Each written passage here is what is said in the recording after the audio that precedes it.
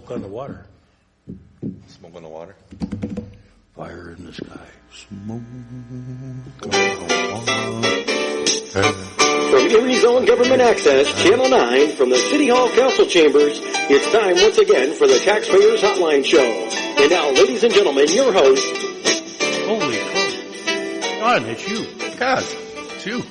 So here's my good friend John Steiner and Kaskawatowski City Councilman, and How are you doing today, Kaz? it's a great day. We were practicing our karaoke before we came on the air. Don't quit our day jobs, right? No, But Mike, he can cue some tunes for us, and You might be taping us for all I know. we don't want that. We should try out for American Non-Idol. Non-Idol? Yeah, America's most unwanted. What's new, Kaz? How was your Mother's Day? Did the wife, Well, the fam? we visited my mother, and Love your mother? I get a surprise visit from my daughter. Well, that's always a plus. Yeah, That's good. life is nice when you get your family back, at least part of it. It always cheers you up, How was yours? It was good. My mom passed away a couple of years ago from cancer, and every Mother's Day it's kind of like bittersweet, and it's just sad. Now my uncle's really sick. And I always use the math of there's a math problem, right? yeah. The question always comes up: who's stronger, men or women? Yeah. Want me to do this? Yeah, but remember this: it takes 6 men to carry you out of the world, That's true. but Go only ahead. one woman to bring you in. That's right. I just want to let you know, I called the Y over on 10th Street Yeah, that they had to, I talked to the guy because I thought they had the state funding to put a handicap elevator or something right. in, or a ramp or something in the back. And they didn't, or what? No, they didn't. I'm going to talk to the mayor about your problem. Not the mayor, but one of his department heads. Yes. We'll see if one of them, we can come up with a solution. Actually, Tammy Roach is probably the one from the YMCA. Yeah. She's the one you want to talk to. But I'll have the mayor and her talk to. Maybe we can come up with some. She used to work for the city, didn't she? Yeah. Yeah. So, yeah, she's the executive director. It's funny you bring up the Y. I think the Y's in real trouble. Really? Wow. Yeah, I have a membership there, and although I'm not a pillar of health, I do go there once in a while. And I'd go there from between 5 and 7, which is their main hours. And before I couldn't get on ellipticals or none of that. Now you can? Now there's like hardly anybody there. Do you think it's the health clubs that are killing? Oh, it's Planet Fitness and these Fitness U's and Real Fitness and everything else. And there's nobody at the Y anymore. I think the only thing that the Y has Be hung up that on they don't is a swimming pool and exercise classes. Go ahead, caller. Morning, afternoon, gentlemen. Right. Hi. On one of your previous council meetings, there was a truck driver that said that he was out of town and they asked him what's going on in Erie. Yeah. Okay, picture this. 1954, when I came back from Korea, I got stationed down near Baltimore for 3 months. And it was on a Saturday. Had the radio on in the barracks. And they were talking about mayor in Erie, Pennsylvania, taking bribes. You recall who it was? Yes, I do. I was a young man. I was 6 years old, but I still remember the name. Yes. I was. Do you remember the name? I want to say Williamson. No. I think it was Flatley. Flatley, you're right, Flatley. Yeah. Yeah. Williamson came. He was the only Republican. He came after Art Gardner and before Lou Tullio. That would have been, I think, in the I'm trying to think, late 50s, early 60s. Who's that? Williamson. Oh, okay. Yeah, because I was stationed down there in 1954. It's a little embarrassing. Yeah. Were you in the Army or? I was. Oh, thank you for your service. Thank you. As a fellow Army guy, I met a lot of those Korean guys. They were great guys. Okay, I just had to run this by you. Yeah, but what's funny is that I think it all depends where you are in the country, whether you heard about it or not, because my daughter knew nothing about our problem, and she's out west more. And I think probably in Pennsylvania it plays a little bigger. But, to that gentleman, I would say this. There was a much bigger case in Allentown that was had gone on for almost 2 years with their mayor. And, this is not unusual. We've had a speaker, not a speaker of the House, I'm thinking a member of the House of Representatives, Bill DeWeese, I think, he was under, So these things, they happen. How about Bellamini? Yeah. And I think, at the time when you were a young man in 54, Erie was like one of the top 80 cities in America. Uh-huh. And, we were a major player then. And so, that would have been a big story. It really would have been. Oh. Where now, it's a story and it's embarrassing, but, we read about it all the time in the paper. We got, people in business, bankers that went sour, and I think it's how you build off this, and I think we as citizens of Erie, we got to show the positive of the city much more than the negative. And, when people say, the thing to say is, yeah, but we caught him, okay? And, I don't like it because it makes all elected officials look bad when stuff like that happens. I can't remember the full story because I didn't have access to a newspaper. No, I don't either. All I remember is what my dad and some of his friends used to talk about. And, it was pretty rough, A lot of people, it caused a lot of bitterness that went on for years after that. Yeah. Okay, I'll let you gentlemen go. Yep. Hey, thanks for calling. Kaz, do you have Netflix? Yeah. Did you happen to catch some of the Marjorie Dale Armstrong? No, I'm going to watch it though. Yeah, I watched like the first 2 episodes of it, and we'll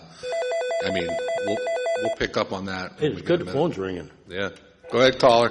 Let me mute my TV. Hang on. Now, Kaz, how are you this morning? Good.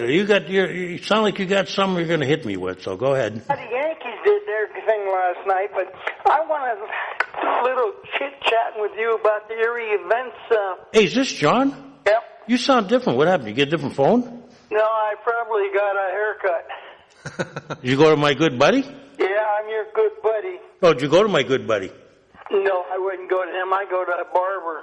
I'm looking for a guy to give me an arrow so I know which way I'm going. Well, I'll go on and go see Dick West. Oh, there you go. What's up, John? Did you look at that catalog? Which one? The one you sent me? Their mission report and all that, and the attendance and all that? I just got it today in the mail, John. You did? Yeah, I don't. Was it in the Sunday paper? Yeah. Well, I don't get the Sunday paper. Well, I only got it because my wife was in there for the Mother's Day too. Yeah, I just got it. In fact, I was looking at it before I left, and I didn't have a chance to read it, but it's sitting there right in my. Let me give you one little piece here. The Erie events employs nearly 700 part-time and 50 full-time staff. Right. And they go on and on and on. And then they get down below and they say the operation is due because of the money they get from the bed tax, the hotel occupancy tax. Right. And they said the Sheraton, Erie Bayfront Hotel, and the Courtyard Erie Bayfront Hotel, both owned by Erie Events, generates more in hotel occupancy tax than any other hotel in Erie County. Than any other hotel or hotels? Hotel in Erie County. I mean, single hotel. All of them. Wow, that's a hard number to believe. I looked at that myself and said, no way can I see that they're doing more business. I got to read the wording. So you're saying that those two hotels. Let me read it word for word. Okay. Quote, Erie Insurance Arena, Warner Theater, UPMC Park, and the Bayfront Convention Center, the operation of these facilities is supported exclusively by the hotel occupancy tax. The Sheraton Erie Bayfront Hotel and the Courtyard Erie Bayfront Hotel, both owned by Erie Events, each generate more hotel occupancy tax than any other hotel in Erie County. Right, so that would be singular, not other hotels as a whole. Just singular. Yeah. I can't believe that. I can. You can? Yeah. Why, because of the size of it? Yeah, the size of it. And That they bring more tax, occupancy occupancy tax than all Scott's hotels and everything Well, along there? what John's saying is they're saying that if you take one hotel at a time, And compare it to in another comparison to hotel, them, then they probably do, because they're high price, number one, right?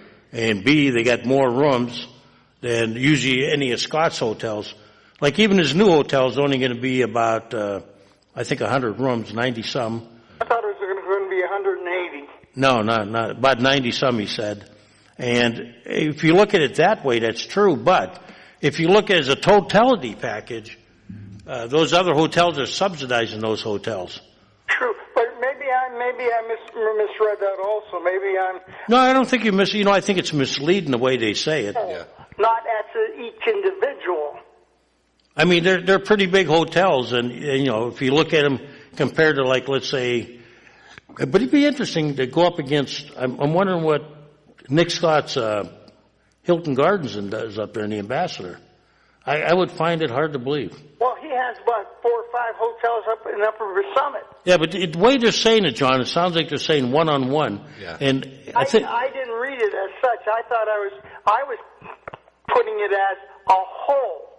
There are a couple of hotels against all of them in Erie County. that would not make No, it. that would be impossible because I mean the ones on I-90. Yeah, there's the there's so difference. many up there. I mean during the wintertime, the ones on I-90 they're not as full, but the ones downtown here they're pretty much full all year round, whether it be for conventions and other But business people. I think maybe they ought to restate that and change the wording on it somehow. But see- also they have payments made to the city of Erie of $420,000. Well, that's for that land swap we did, I believe, years ago. That is for amusement tax, earned income tax. Well, let's be very careful about that. And a little disclaimer that nobody really goes in there and counts the Civic Center events. So it's pretty much word of mouth. And I would say if you did a true accounting, you might be surprised. Also, the earned income tax, I'd wonder how much of that stays in the city, because the earned income tax, remember, John, is a domicile tax. True. So I before I made a comment, I might want to check with like Bill Leonard from, our tax collector, just to see what we really keep out of that generated tax there. I looked at this and I'm saying, my God, how could they put a statement out like this without any actual facts? Just like they said. Well, I mean, it's like, I don't even know if Mr. Wells lives in the city of Erie, okay? Doubt it. And, if you look at a lot of the people that are employed at these hotels and everything, I'd like to see how much of the tax stays here. Remember, the city doesn't get any of the room tax. We don't get any real estate tax. That's true. And, so I mean, and then I remember one time a reporter told me, well, the Civic Center makes money. I said, no, they have an operating loss. But the subsidies take care of some of it, which is what they're admitting here, that, the tax from the rooms that all the hotels collect, okay? Right. But what is the amusement tax for everybody coming in to go to these various events? What is it? Yes, per person. I think it's 3%. That was the number that came to my head. Yeah, it's 3% of tickets above a certain price. And what happened one time, I remember, They cut it below the price so they can charge. well, Gannon did that. Gannon cut their basketball tickets down. Oh, did they? Yeah, 50 cents. And I go, why would you, you spike your nose, And then the Playhouse really got me mad. They put in their book that, and this is when you know you live in a small town. And I'll say this. And I hope they want to yell at me, fine. I've been to Broadway. I've been to a lot of places.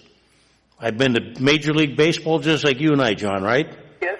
Nobody puts in their program that the city of Cleveland is collecting 2% or the Yankees are collecting 5%. When you buy a ticket, you buy a ticket. Half the people don't even read the back of the ticket. No, there was a big uproar. Remember when you guys were? I remember everybody. Yeah. Oh, But the Playhouse put in their program. nobody even thinks about it But now. the Playhouse put in their programs that part of the ticket price is going to the city for. Well, why would you do that? And the Playhouse gets a lot of money from other tax. Yeah. They get money from the casino money, a lot of it. So, I mean, Yeah. it makes you laugh, John, but look, the Civic Center, they're necessary, but sometimes I think, I mean, they do add to the overall economy. You got to have them. They Yeah. do add a lot to the economy.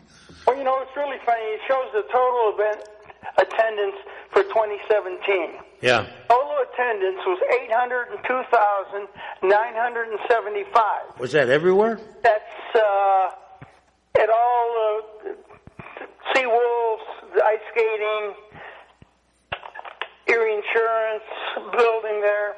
The total attendance, they break it down. Yeah. Erie Insurance events, 355,423. UPMC Park, 224,511. The Bayfront Convention Center, 143,000. Warner Theater, 80,000. Now, don't you think we should be able to have that Warner Theater open all year round? Well, when you just gave me that figure for the convention center, Yeah. it sounds like that's about, you said 350,000, right? 180. Convention Center, 143,000. Oh, that's all? That's all. In the convention center? Wait, Convention Center? no, I mean the arena, not the convention center. Yeah. The arena. Erie Insurance Arena? Yeah. 155,423. How much? 155? 355. Okay, so I just put roughly 350,000 down. 131,000 more. And then you take let's say it's a 9,000 seat arena roughly, maybe a little less for some events. That only comes out to about 40 events. True. And that's, and I will give this to what I heard. The problem with the Warner was, and you can't blame Casey on this one, or the Civic Center board. They had plans to renovate the Warner, and there were some problems with the state not coming up with the money. They had to cancel a lot of events because their plan was to, like they did the last time they did the Warner, they had a plan where they would do some events. Parking authority, didn't they, because of that little lot? Pardon? They had a problem with the parking authority because of that little lot. Well, that wasn't so much a problem as the state didn't bring the money through that they were supposed to. Like at council, we gave them the land, we did the swaps, because what they have to do is they're going to knock down, they're going to build the Warner back further so they can make a loading dock, and they can put some dressing rooms in there. And the whole plan was, usually the Warner's more busy in wintertime. So their plan was to, close it down in summer, like knock out some of the graduations and stuff, and try to move them. But then when that fell through, it was too late to book new events, As nice as the Warner is to the public, as far as the dressing rooms, it's terrible. And the backstage, it's awful. Yeah, you got to get behind her, John, and understand what they're trying to do to it. Yeah. They need new curtains, new stage equipment, sound equipment, everything. Yeah, the dressing rooms Down and there hadn't run good since Vinnie Marchand ran it. Well, Vinny was running it on a shoestring, and Vinny, thank God, took me for a walk one time to open my eyes up. In the back? Yeah, and I tell you, anybody who thinks it didn't need work, I mean, there was water damage. there's an elevator that doesn't work. The mold. I Like mean, when we, a visiting football team, went to another side for our lockers. Yeah. Never even got hot water. It was bad, and I think, in deference to the Warner, they're trying to, take care of that, but, But we got to start being more aggressive and bringing entrepreneurs in to spend their money. Just like this deal with the landlord suing the city. yeah. Now, I understood that the mayor was going to make a deal because they'll drop the suit if they get a better deal on inspections. Now, how much is that suit going to cost us? Is it going to cost us $320,000? I never found out, but as a councilman, I'm still not happy with what I heard, and I still haven't had all my questions answered. But I'm only 1 of 7, so I understand that. I'm not happy with the report. I mean, while I want to see this thing taken care of, I want what's best for the city as a whole, though. Well, I'm not happy with the repository sales. I can understand you giving somebody a repository sale for $250 if and when they pay the back taxes, not waive them. Well, sometimes, John, and this is a tough decision, and I'll take blame and credit both, whichever way it comes. Sometimes you got a piece of property that is not going to sell unless you waive it. I mean, it's just There's no way where some of this property is located or what's there now that anybody's going to do anything without an incentive. And, you know, that, John, is... People jumping on this incentive and using it as a leverage to get property. Well, what we got to do, and this is what's not happening, is if we say to you, okay, you're taking over a pretty bad piece of property. We understand that, you know, and you can't renovate that house because it's just not worth it. You know, you can't buy a house at $30,000, put $80,000 into it, you know. And so I think what we got to do is start saying, if we give you some, we want something. We want to guarantee that you're going to do something. You know, you can do something positive, either a new building or, you know, with this break, you're going to try to renovate the old one, you know. That's true, and I don't think we should have LERTA citywide. Well, I'll tell you this, John. I was going to talk about it later, and I will. You want to keep listening? I'll give you sound words of advice that... I'll make one more comment. Yeah. Too many realtors that are grabbing property, building it, and getting the LERTA, and at the end of the 10 years, they sell the property and go out. Well, as long as somebody buys it, it's okay. They don't get somebody buys it, but then again, the big builders make the money on the 10 years. They try to sell it. Well, here's what happened, John. I'll give you a perfect example of what you're talking about. Bush Industries, when they moved in up there, they built, you know, their thing up there. They made sure that they added all that extra frontage with all that extra office space, so that they could enhance the price of it, the cost of it. So when they sold it, they would be able to make more profit on top of what they would have made, even though they were getting the tax-free benefits. They added to their expansion or to their original plan so that they could generate more revenue when they sold the property. And what did we get out of that? Nothing. Nothing. That's what I'm talking about. Well, we'll get off. Let somebody else get in. Thanks, John. But then you have the case of Erie Insurance and Smith Provisions, right? Well, those guys stay here. Yeah, but that's a tough call when you pass a law. You can't pass special laws. That's a whole problem in the Commonwealth. Well, you guys are putting together a committee to talk about issues that have happened in the past. You know, LERTA does work. It does. When you see the statistics and the numbers behind it, it really does work. There was a few mayors ago, there was it's proof. The proof was in the pudding when we had a 10-year LERTA, right, that the whole city was pockmarked with. Yeah, but see, here's the thing. It's even you though, John. If you and I want to build a garage or something, or a house, you know. If you guys, the city, the school district, and the county, you guys all have to get together and make one plan. Right. Because if you got your plan and the county's got their plan and the school district's got a whole nother idea, which they do, then it doesn't jive. Well, look, when I was on the school board, we all got together. Okay? Right. But it was a 10-year straight LERTA. Right. Okay? You know, that was, now some people, I'm going to say something, some people don't want the Bayfront included. No, they don't. Okay? But my question is, what has happened down there? Outside of nothing. Outside of taxpayer-supported projects. Nothing. Like the museum, the library, the 2 hotels, taxpayer-supported. Yeah. Right? Nothing. I mean, no matter how anybody wants to put the thing on those 2 hotels, they were built on the public dole. Would Scott's new development fall under the new LERTA? It could, but not now. Isn't it until you file for building permits? He can't get it on this one. Not on this one. No. What happens is now, like Tom Kennedy and Nick Scott, they applied for, Nick got an RCAP. An RCAP, yeah. Okay. That's a grant, like a loan from the government, you know. The state, right? Right. Yeah. And I'm not sure about Tom Kennedy. I think he did was Cobblestone. But those gentlemen are going to be paying taxes. And, you know, that is a great thing. And you look at Tom Kennedy, they're going to be paying taxes. Which they should. Okay? Right. And they're up against 2 hotels that are...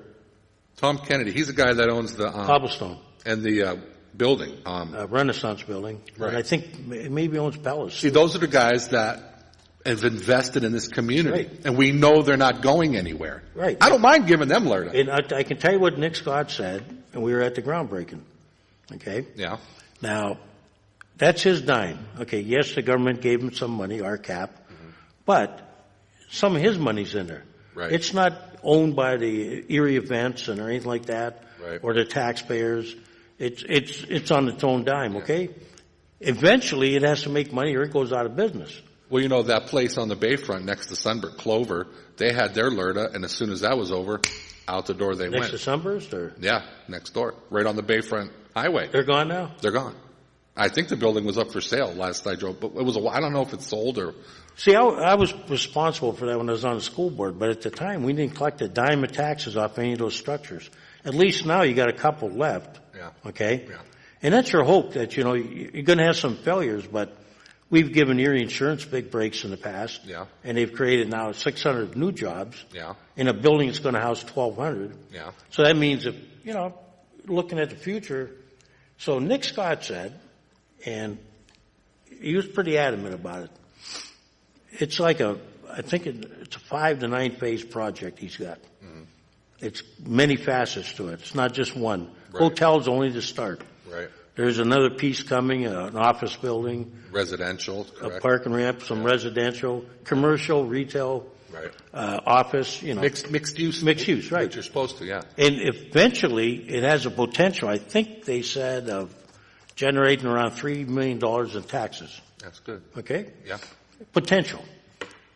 But he was really specific about, you know, he intends to do the rest of the project. But there's nothing like a little LERTA that would help it move faster. Yeah. Now, like I say, if GAF was so valuable, Yeah. and Nick Scott owned this property for, I think he said 20 years roughly. Mm-hmm. He's had this parcel. Yeah. And nothing moved on it. Right. So sometimes you do need a little push. Yeah. Okay. I mean, you know, and plus with the innovative district coming up, you know, Yeah. that company's now moving here. I saw Velocity.net is starting to move in here. Yeah. I think, you know, if, you know, we expand the LERTA up there, Right. I mean, those are companies that are, you know, that even if they don't, we can, you know, someone else will move into that technology-based area.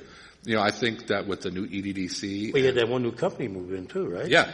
They relocated here and brought those high-tech jobs. Cybersecurity with the Mercyhurst program and everything. Yeah. I mean, there's good collaborations going on. Well, the Smart City program even said that a byproduct of this experiment, which it is only, Yeah. you know, Homeland Security is involved in this. Yeah. And they're looking at Erie as a small city. They can track international movement on the waterfront. Well, I mean, that's the one good niche. Yeah. I mean, we had And with Mercyhurst, what do you got? You said it. Yeah, they have the School of Intelligence. The studies. And you have Barron with their innovation district. Gannon right here. If that results in little cottage industries growing. Right.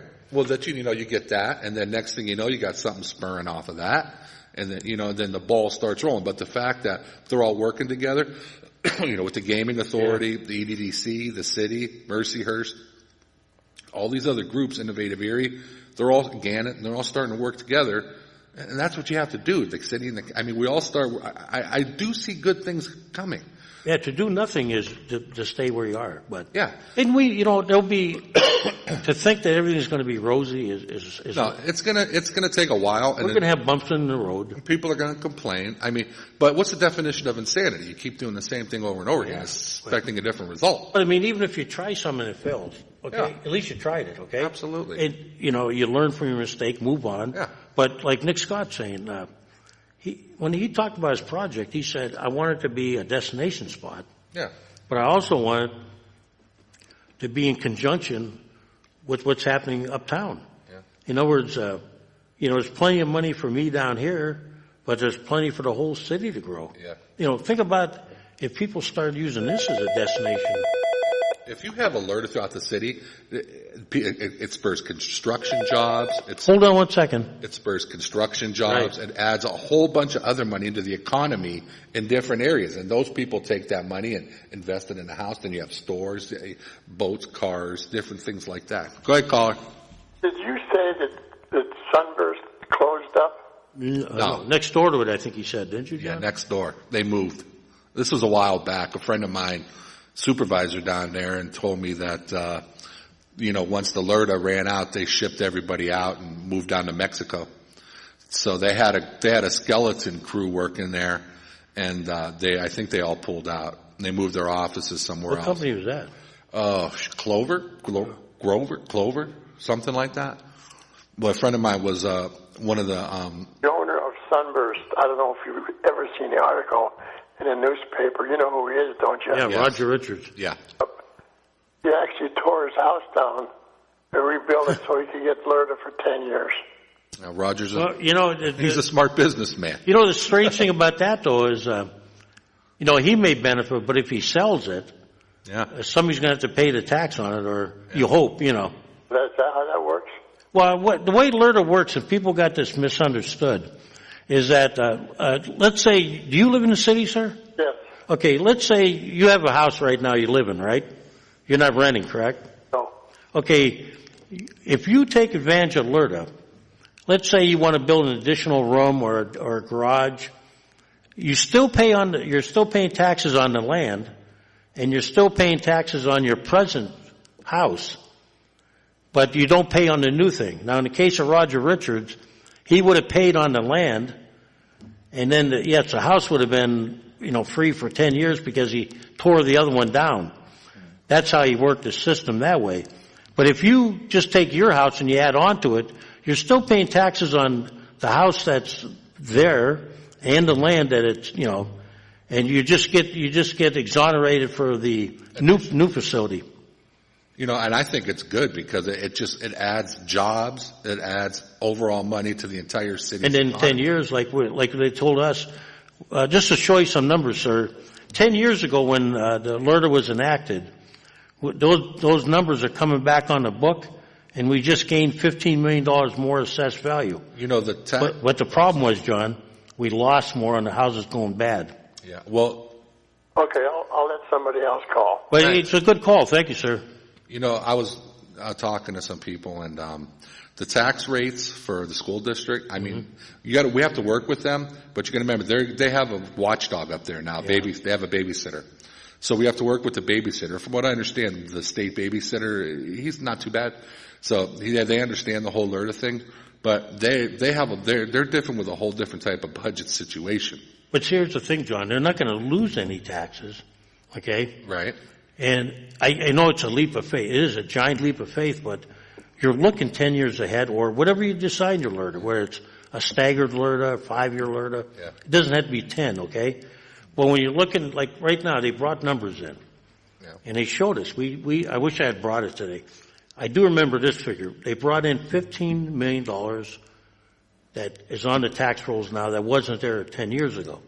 The problem is that the houses that have been reassessed, have been removed, have cost us more than the $15 million we made. Yeah. That's the problem. Right. So, you know, going forward, if we can stabilize our neighborhoods, and you say, well, you know what, 10 years later we're going to have more, that's what you want to do.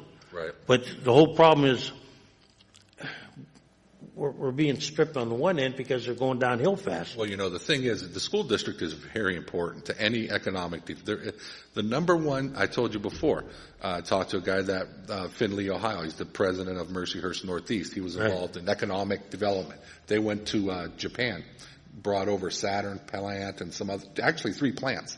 The number one question that they asked was, how was the schools there? How were the schools? And it was Findlay, Ohio. How were the schools there? Number one question. Our school district needs to be upgraded at the educational level. We just won some award recently, I saw, or was one of the top in the States or something like that.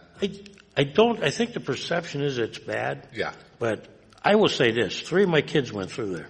Yeah. And they all got very good degrees. Yeah. You know, it's And not. I just think, I think the problem is, John, and you're right, it's a perception and the fact that we're not keeping pace, okay? Right. You Well, know, we're not funded properly. Yeah. I was watching the state, you know, the Pennsylvania on Sunday mornings. I have no life on Sunday mornings, so I watch these talk shows. Ours, you think we're underfunded? Wilkes-Barre, York County, a couple other counties, it's ridiculous what the state is doing. well, you know right what's now. going to happen, John. Now that Erie get 14 million, they're going to want their pie. Well, what they're talking about doing is adding $100 million or something to the educational budget. And the parts of the state that are underfunded would get more funding, and then they would take the rest of the money left in the pot and add to some of the other districts that already are funded, but would add a little extra so they can add programming. Yeah. And what I heard, and I saw this chart about tax rates as far as school districts go, Erie isn't the highest. It's not even, Erie's like lower than what I thought. Like Fairview, Girard, and the highest is Iroquois. Now, Iroquois, if you think about it, they're on a string out in Iroquois. Yeah. Because as soon as GE pulls out of there, they're toast. So Iroquois, if I was a teacher at Iroquois, I'm looking for a new job. Well, a few years ago, they were talking about, they were saved by the bell, to make a pun. Yeah, right. But they were thinking about what they were going to do. Were they going to go at Harbor Creek, Mill Creek? I tell you where they're There was not. even a plan was throw them into the city. Well, that will never happen. Well, I was on the school board when they talked about it. Yeah. What happened was Harbor Creek didn't want them. Mill Creek didn't want them. And GE threw it into the hat, says, hey, we just made a huge investment at East High School. Yeah. But that didn't happen. They will never join city schools. But what do you do with them? They'll go to Harbor Creek. Well, first of all, they didn't want them, okay? The state would have had to force the issue, and you know what happens when they do that, Yeah. right? Yeah. And that shows you the problem in Pennsylvania. Like, what do you do with a school district like Iroquois? Nobody wants them, Right. and yet you're going to force, like, remember what happened with Erie? When they said state law says you don't have to have a high school? I never knew that. But all of a sudden, when they said Erie kids were coming out to the suburbs, Well, the spirit of cooperation improved, didn't it? yeah, right. I mean, seriously. Yeah. And you start thinking, when is the state going to address the issue of public education? Well, think about it. If Iroquois joins Harbor Creek, okay, Yeah. and GE pulls out, so they're not paying any more school taxes. Okay? Yeah. Now, all those kids that Right. go to Iroquois have to be paid to be educated at Harbor Creek. So Who how pays do- that? That's the $1 million question. State, you know. No, you know who? The residents. That's why Harbor Creek doesn't want them out there. But see, Harbor Creek was forced into it, so you can see a lawsuit coming. Oh yeah, Because that's not their geographic area. yeah, Okay, Yeah. like some school districts, like Seneca, they agree to absorb other areas. yeah. You know, Seneca Area High School. Right. It's not Harbor Creek Area High School. No. It's Harbor Creek High School. Right. Same like McDowell, right? Right. And I think when the state starts ramming things, Right. they gotta decide in this state.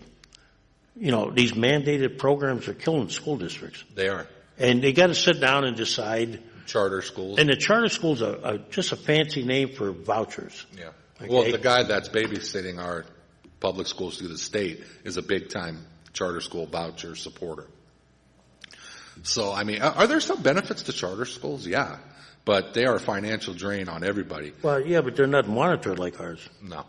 in many cases. They but- don't have to follow the same But you know, they didn't want to tackle the voucher situation. No. So they come up with that, Jim. But no, looking at long range is that's the issues in a nutshell. Yeah. I mean, so you get, to bring it all around circle, you got to get them involved in the whole LERTA process because Yeah. you guys want to have one plan. So when someone comes and sits at the table, it's like, here you go, whoop, But sign Nick here, Scott sign here, says, sign here. LERTA would help him Sure. increase. He's going to, hopefully. I mean, he's a businessman, okay. Yeah. And unlike the hotels that were built on a government guarantee of a bond issue, room tax. Okay, he's got to get it out of the. How about a sliding scale on the bayfront? I don't know. I've talked to, just so you know, at that groundbreaking, I talked to Mr. Hagan. I won't tell you what he told me, but Okay. it was very insightful. Good.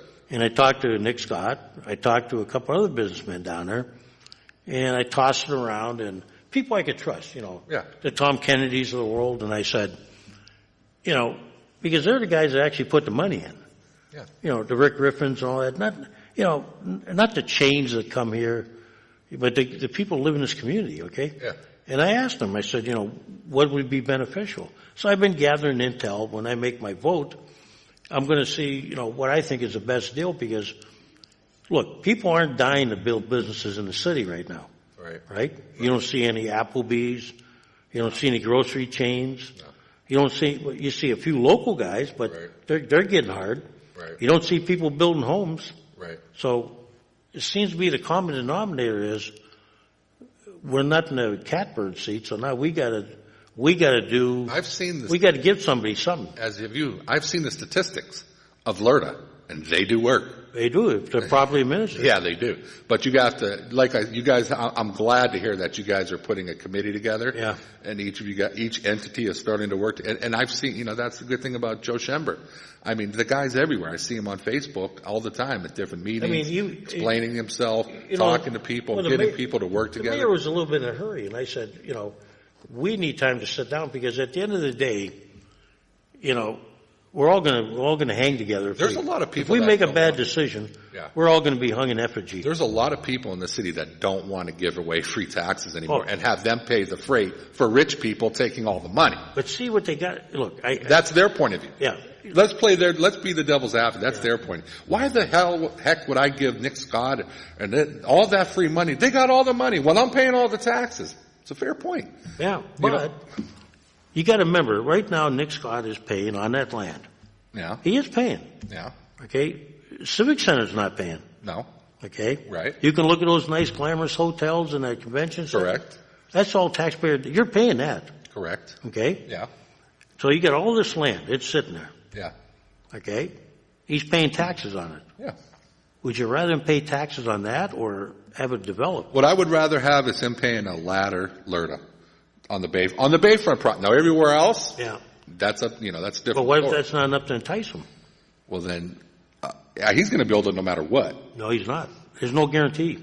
I thought it was they just don't. Well, no, if you listen to his wording. Oh, okay. Okay, he's committed to the project. Okay. But so is Casey Wells. He's committed to GAF, right? But what happens if they can't sell GAF? Yeah.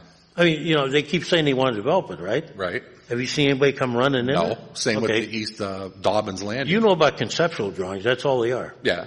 Well, Nick's putting a hotel up and probably an office building. Right. And he explained that he's working with the parking ramp to try to put a ramp in there that will benefit the hospital, users of the Bayfront when they have events. Because it's got to make money for the parking authority to come in there. Yeah. The parking authority is not going to build a ramp unless they know they can pay off the bond issue. Yeah. Because a parking spot is worth so much money. Right. If you float a bond issue, you start counting up the parking spots. Isn't it like $3,500 a parking spot or something like that? Something like that, yeah. Because you got to be able to say that over a period of time I will generate enough revenue. Otherwise, it doesn't make sense. Right. Because you know who pays that? Us. Right. Remember, the parking ramp goes belly up. Guess who's in charge? City. Right. So now you look at Nick, and I think he's truly committed, but he's saying the timing of the completion of the project is dependent. Okay? Right. And I think, we listened to the secretary from Pennsylvania come down there, and, he's talking about how these RCAPs and everything, and look what Allentown did. They took the NIS and the CRIS, and businesses you're in competition with. When you look at Carolina and those places, they're giving away the farm. Yeah. And, but I'm not saying Nick will or won't build it, but right now you got an empty piece of land. Right. Okay? The sooner we get him to put buildings on there, the better it is. I agree. Now you take Hammett. If people yell at Hammett. Okay, Hammett's going to be built, and they're taking one building down, putting another one up. Well, at least they're building up. Yeah. But I don't mind them building up. Yeah. Well, here's the thing. They pay one half of their tax bill. Okay. It's not perfect, but hey, now you got your insurance. You look what they're doing. Yeah. Before you had an empty field. Right. Now you're going to have a taxable entity. You had a parking lot. Yeah, you had a parking lot. Under LERTA, you still pay on the land. Yeah. But it's just like, what's an empty piece of land worth compared to one with a house on it? Right. Yes, it's a gamble. Absolutely, John. Yeah. I don't know the answer. I think staggered LERTAs sometimes, that's something I think we got to float out there with the people that are, I would say, I'm just throwing this out. Just I'm playing the devil's advocate for the average citizen. I would agree with you, John, but on the waterfront. But I would agree with you, but nothing's happened down there. Nothing. If it was so, and I say this, if it's so valuable, right? Right. Nobody's coming. Yeah, the East Dobbins Landing. I am stunned that they can't get anybody to invest in that. Well, they had plans, and then they fell through. And everybody's had a plan. Well, remember the great tank down when the economy went sour? Yeah.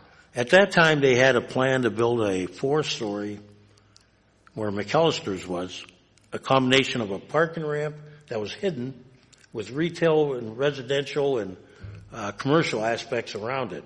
Right. And even we're going to run a canal through it. Now, it was going to be nice looking. Down the road where Rum Runners was, they envisioned a gated 14-story high-rise. I think I remember that. But everything tanked. Just like I signed the paperwork for a Starbucks that was supposed to go on 12th in Pittsburgh. Yeah.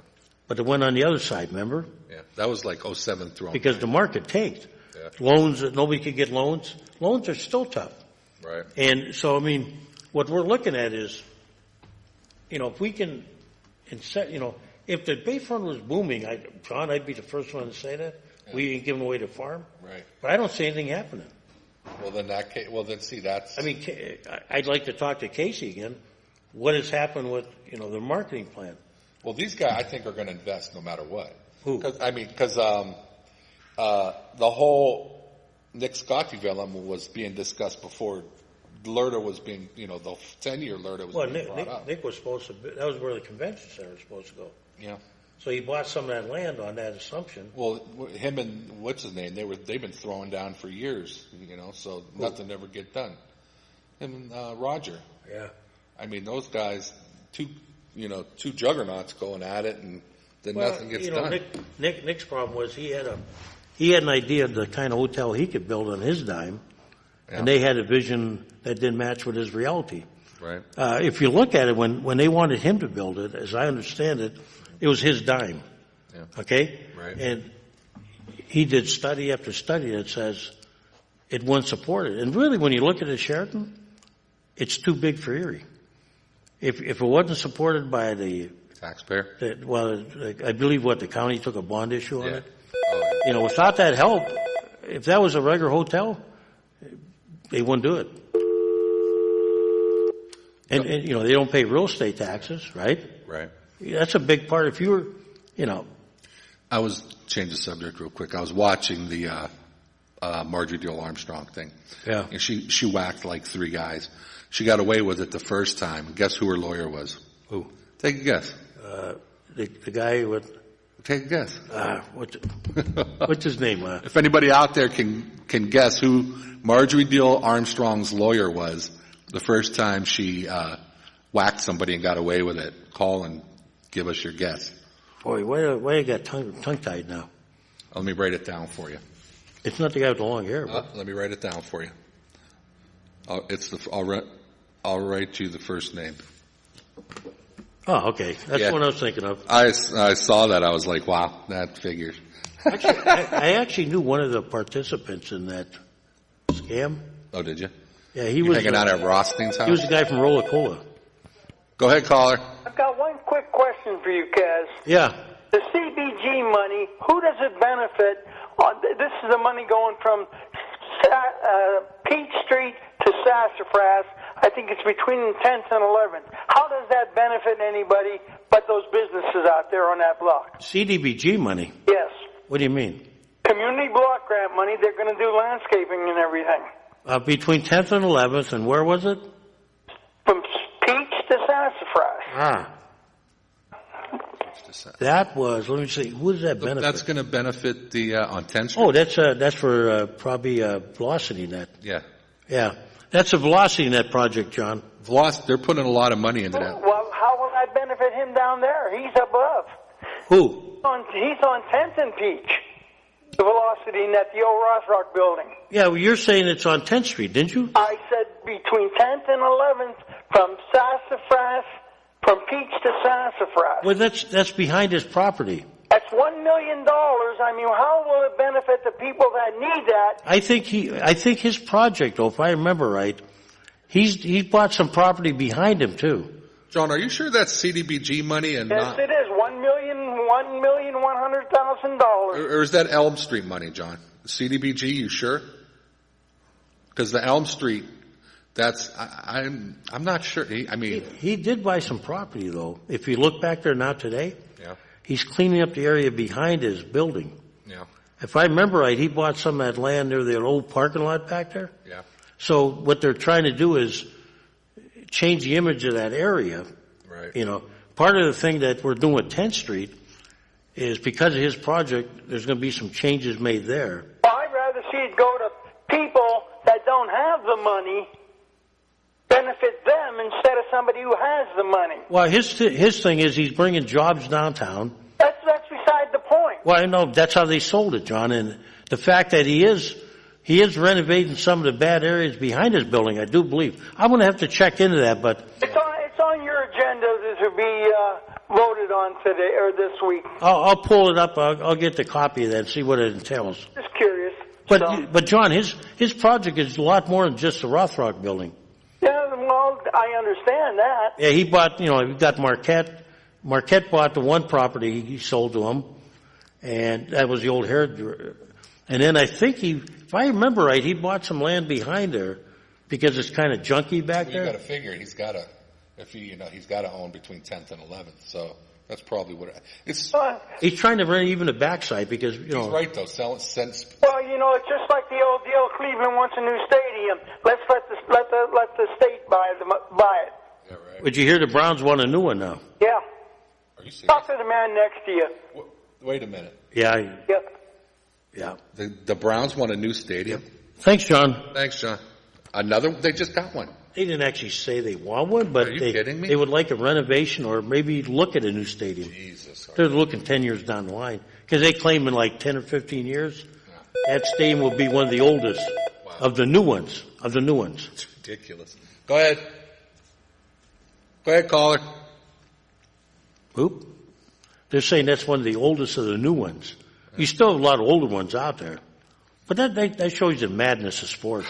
Look at the Q. They just renovated the Q in Cleveland, They're right? ridiculous. Hey, they're renovating the Q. Yeah. How old is that? Well, they're renovating. They're going to get the money to renovate the. It's coming through the state. Oh, it is now? It's coming through. Go ahead, caller. Is it Len Ambrose? Yes, it is, sir.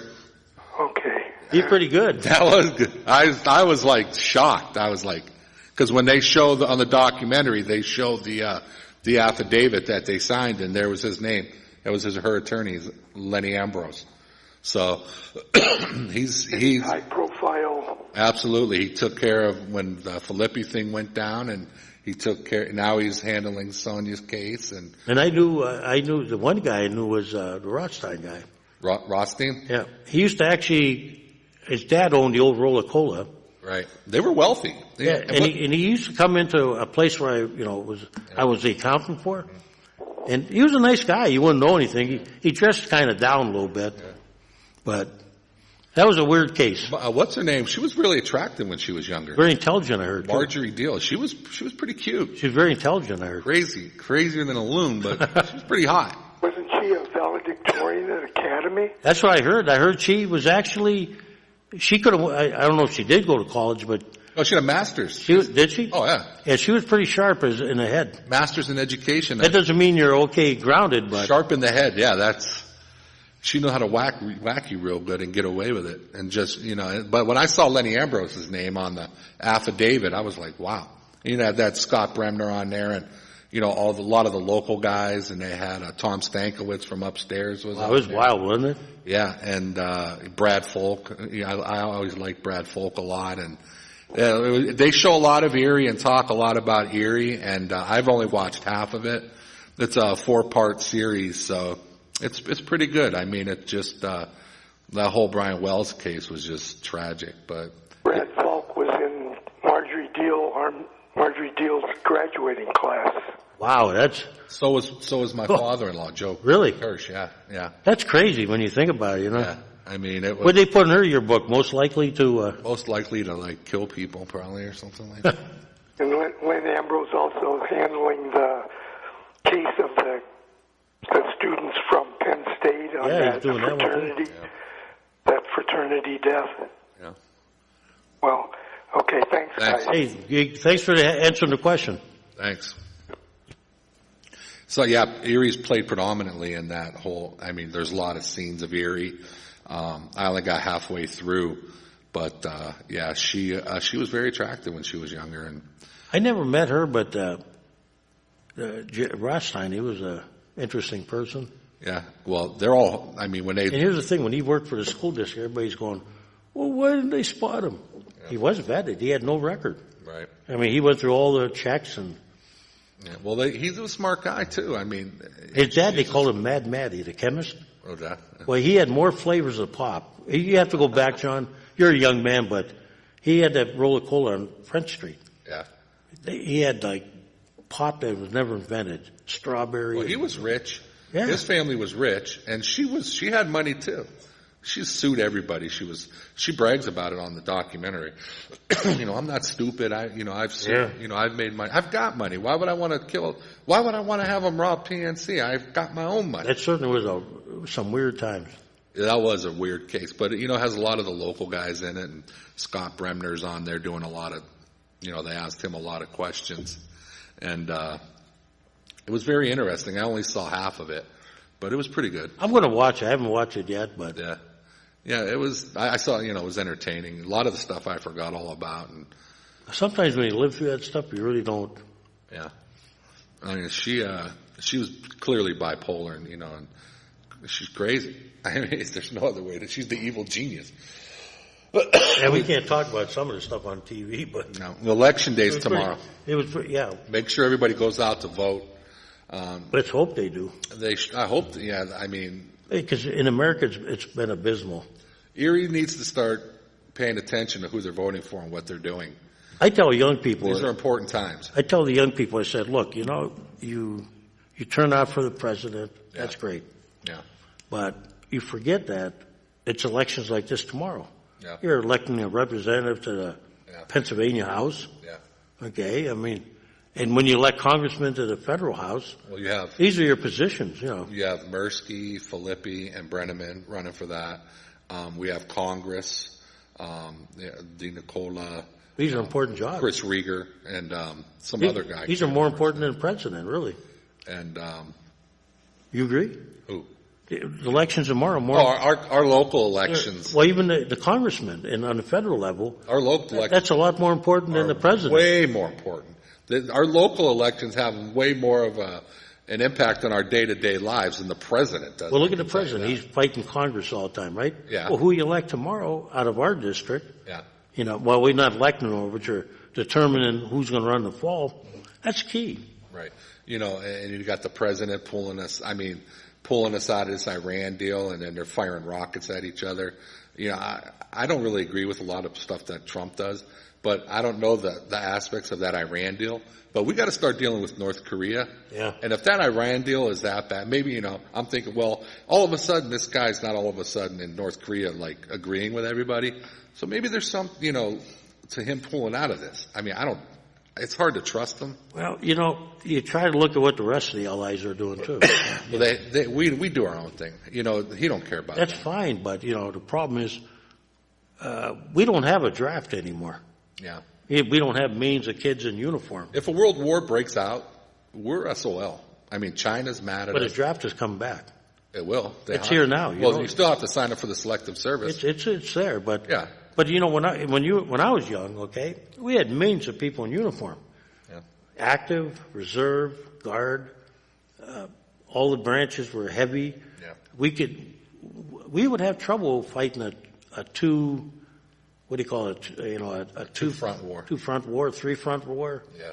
Because what we got is we're not designed for it anymore. I mean, even Britain, we're ticking off Britain and France, and I mean, they got to live. These guys are right next door to them. Well, there's a reason why NATO is, like now we got the Polish and NATO. Polish, when we were in Poland, they were nervous, and they should be. Yeah. They're right next door. Well, we're putting in the Patriot missiles right next door to Russia. And then we're camped out over there. I'd have an attitude problem too. And then you get Trump in there. He's just pulling, breaking all these deals. And it doesn't look good on our country for the future. Who would make a deal with us when in 4 years or 8 years we could just pull out of it? If you're the Polish, you're worried because look, they had the Germans one time, the Russians the other. They have not had their freedom long. Yeah. And here they are backing us. And are we going to keep our word? That's what it comes down to. Well, no, we're not. 1 minute. 1 minute. What happened? Guys, it went quick today. John, you know what? Every time you come on, we get like. Well, there's a lot of good things going on. We got a lot of good callers out there. Yeah, I mean, we don't, what I've noticed about this show is, it used to be a lot about potholes and complaints and this and that. Well, we got a guy to take care of that now. Yeah, right. But Moss does that. Yeah. But, not that we're not interested, but I think, this is a unique time for Erie. Yeah. I mean, we have a lot of good things going on. And the fact that we have city, county, and the school district, you guys are sitting down. We need one unified plan and everybody working together. And then we can start moving things forward. Then we got to start bringing jobs here. Without jobs, if you have jobs, then blight and crime and drug use, those are all products of no jobs. Some of the things with jobs is going to have to be done on a state level, but, when we dealt with these, like I said, the Smart City project has the capabilities of generating jobs. Well, a lot of the millennial if we go through with it all, They want the walkability. I mean, there's the walkability, the smart city, the fiber optics, the this, the that. That is something that we have to start incorporating. We can't be 20 years behind the times on every subject. And what they said, John, was along with this, like let's say they design things out at Barron, okay? They still have to make them. Yeah. And, today we don't have sweatshop type factories. Right. You ever see how they make stuff? Yeah. It's like they're in a sterile quarter and they're all relaxed. And we have the jobs, the high-tech jobs that came in for the cybersecurity. We need to build on that. Well, sure. And that's where the future is, cybersecurity. And we forget we got one ace in the hole. We have you on city council? Tom Ridge. And Tom Ridge, when you talk about Homeland Security, right, his voice still carries a little weight. I saw he was on TV. He made a comment. He said that, and I posted it on social media. Politicians are more interested in winning, and they need to be more interested in governing instead. Well, I always say this way: when you worry about whose name goes on the plaque, you're in trouble. Yeah. You shouldn't worry about where your name's on a plaque or not. Right. Just worry about getting it done. But I brought it up at this one meeting with the Smart City people, and I mentioned anybody talked to Tom Ridge, and the guy was, yep. I'm going, that's our in, okay? He still carries a little weight. He flatlined 3 times in his last heart attack. Flatlined 3 times. And I see him on TV telling everybody to start working together in government. Well, I think if he talks to Homeland Security and says, this is a nice town. And that goes right. Carry some weight. I was going to say that earlier, but then a caller came. We have him, the very first president or chief of Homeland Security. That's why I say to go right and coincide with our cybersecurity innovative corridor. The fact that you got a school named after him. Yeah. You got a college dedicated to that. Yeah. That did enter into that Smart City project a little bit because they were looking at a city they could work with. Yeah. And you got an international border, And you need a community college somewhere right around here that feed into that situation. It'll be interesting if we do what we're supposed to do. If need be. Well, one thing about success, John, it rolls like a big stone down a hill. Everybody loves a winner. Everybody likes to get on board of a winner. Cass, thanks for having me. See you next week, hopefully? We'll see, probably. Okay. At this point. Go ahead, Mike.